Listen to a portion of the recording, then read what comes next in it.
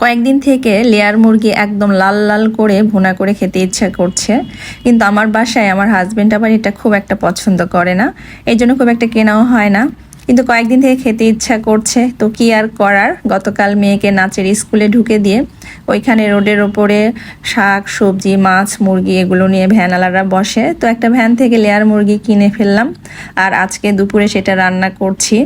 আর layer মুরগি রান্না করাটা অনেক সময় লাগে, একটু প্রেসার কুকারে দিলে তাড়াতাড়ি হয়, কিন্তু মনে হচ্ছিল একটু কড়াইয়ে দিয়ে ভাজা ভাজা করে ভুনায় ভুনায় রান্না করলে বেশি ভালো লাগবে।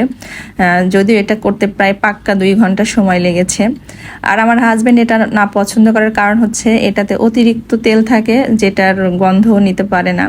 তো এই গন্ধটা দূর করার জন্য আমি একটি স্পেশাল মশলা তৈরি করি, তাহলে মুরগির ওই গন্ধটা একটু কম লাগে।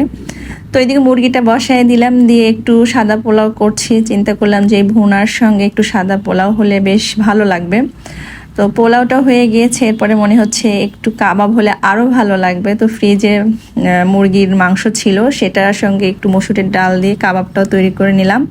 তো আলহামদুলিল্লাহ রান্না বান্না শেষ। আর অনেক দিন পর অনেক তৃপ্তি করে লেয়ার মুরগিটা খেলাম। তো সবাই ভালো থাকবেন, আল্লাহ হাফেজ।